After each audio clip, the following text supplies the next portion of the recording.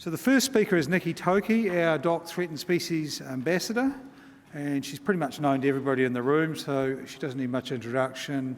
So Nikki, you're going to take us through a lot of the work we've done. So this is, the Minister first asked for this Threatened Species Strategy in June last year, and we've had a team pretty solidly working on it since September, working firstly with our treaty partner in the iwi advisor group to the iwi leaders group, and over time, the last couple of months have been a real rush to get it to us today, but we're very, very proud of what we've done today and credit Nikki and a lot of the science team that have got us to this, and Nikki Pinder in particular.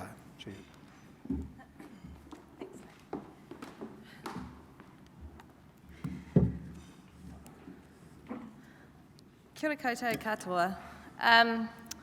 So today is a very happy occasion for me as Threatened Species Ambassador.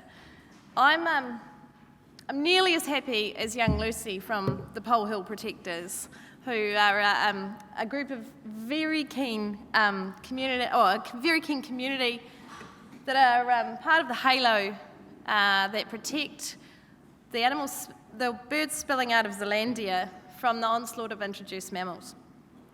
And I just love this photo because to me it sums up the enthusiasm and the kind of game-changing snowballing of community efforts and input assisted by evidence and science and turned into action that puts us in a really new and positive place for threatened species in New Zealand. So I'm happy because we're proud to present to you New Zealand's very first draft threatened species strategy, which the Minister launched this morning, and to ask for your input into it.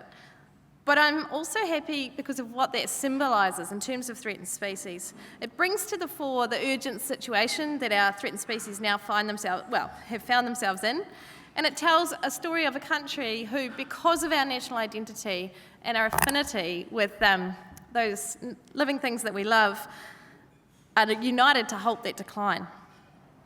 I'm also excited because in bringing this strategy together, the department followed its mantra of conservation leadership for our nature to the letter. We embraced and will continue to seek the input of our partners, and we founded the document in science and the need for evidence-based decision-making while working with others.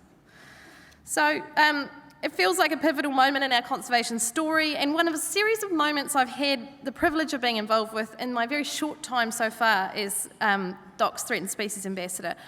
Another key moment like that was being present at the announcement of Predator Free 2050 last year when the Prime Minister made that game-changing announcement, and it just feels good to be part of conservation for threatened species in New Zealand right now.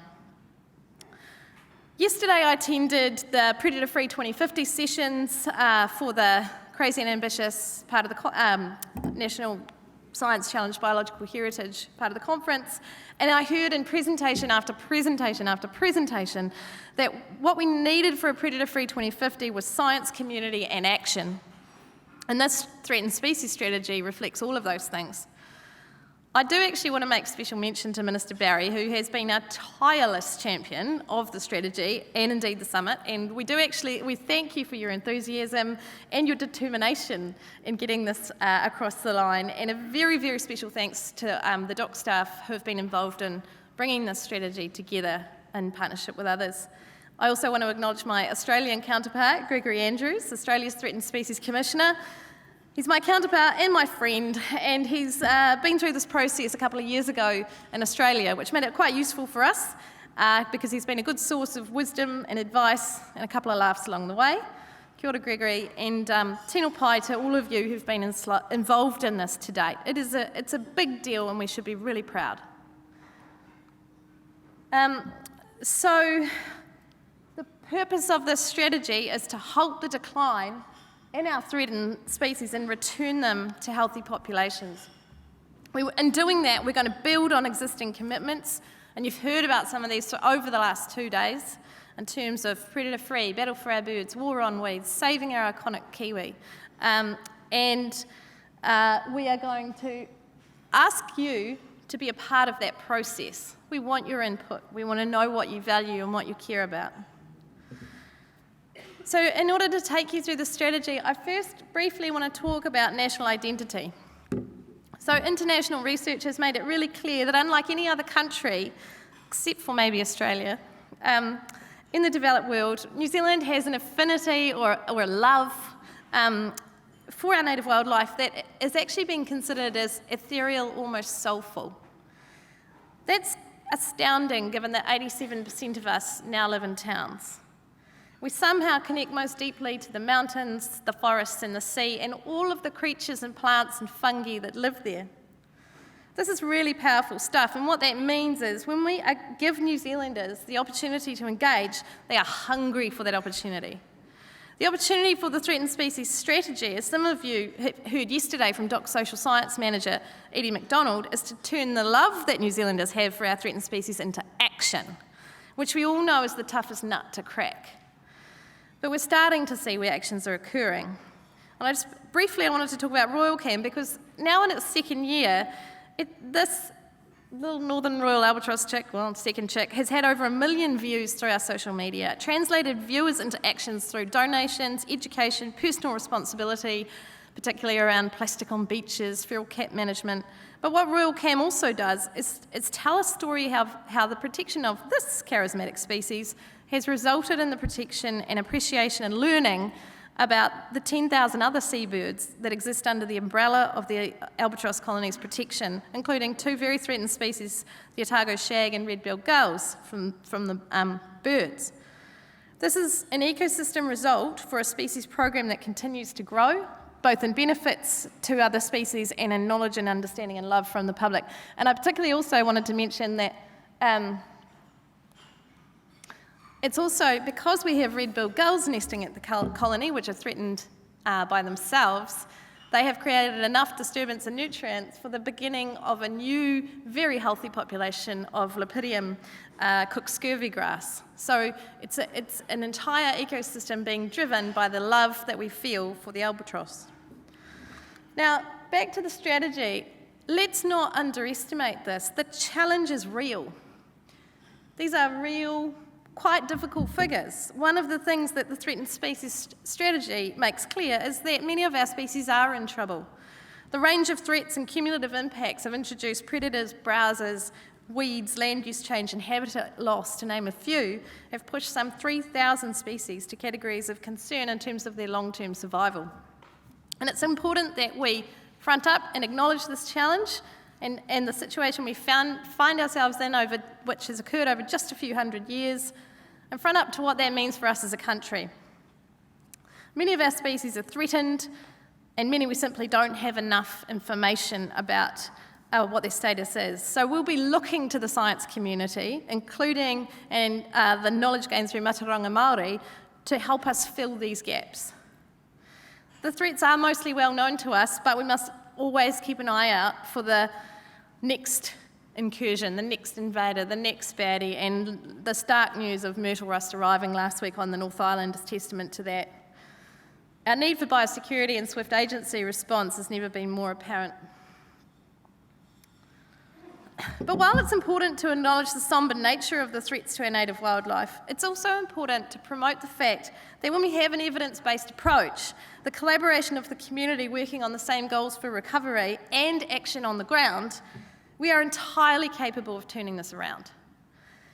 In fact, we're the world leaders at this kind of thing. We've done it for kakapo, takahe, kokako, Mercury Island, Tasweta, and this morning the Minister has referred to our latest threat classification list for birds, which for the first time has taken a species of kiwi off the nationally critical list and moved it to nationally vulnerable. Now, I was part of a pretty exciting kiwi release. I do go on a lot of them, but this one in particular was special because we were releasing 50 Okarita rowi chicks on the same day about 18 months ago. Now, just 5 years before that, there were only a couple of hundred of them left. We're not out of the woods yet, but the trajectory is all in the right direction. Evidence-based decision-making, collaboration, and action on the ground. So the reason that we have this Threatened Species Strategy is because it's time to focus. The Threatened Species Strategy embraces the hard work of many of you in this room your agencies, community efforts, business investment, individual actions, and channels the collective power and resource of all of us, and to define and clearly identify goals for threatened species outcomes. It reaches across all of the threatened species work going on across DOC and beyond, and reflects the inputs within the strategy. And this is the first time we've ever been able to pick up a document and say, this is where our threatened species efforts are identified in one place. What it needs is science, input from others, community in the broadest sense of the word, and therefore reporting on that, and action on the ground in order to achieve the goals we've set ourselves. So in order to achieve the goals we've set, there are a series of foundations for recovery that include Predator-Free 2050, the war on weeds, battle for our birds, particularly the work of the National Science Challenges to halt the decline of our threatened species. Building on these foundations for recovery, we have a suite of tools that we all use for threatened species management, and you'll all be familiar with them. Recovery planning, captive management, translocation, seed banking, all represented by speakers here today and throughout the week. Now, these two goals also here represent our ecosystem prioritisation work, which my esteemed counterpart from Australia says he's quite jealous of, which is highly regarded for the ability to identify where our threatened ecosystems are and make clear management prescriptions or recommendations of how we're going to protect them. We're going to increase the number of species that we manage for protection to 500, and in addition to that, we're going to enhance the populations of 150 prioritised threatened species we've listed at the end of this strategy. And I want to just talk quickly about that. The species we've listed aren't the be-all and end-all. They're not an exhaustive list. They're an indication of our commitment to get this right. There are 50 species that we have recognised as being notable, important to New Zealanders, plus a further 100 species we've run through our prioritisation process to give us, in total, a range of 150 species that are unique to New Zealand, taxonomically distinct and threatened, and we're committing to enhance those species. We're going to integrate Te Ao Māori and Mataranga Māori into how we deliver our species recovery programs by 2025. And I'm not going to tell you how we're going to do that because we haven't had all of those conversations yet.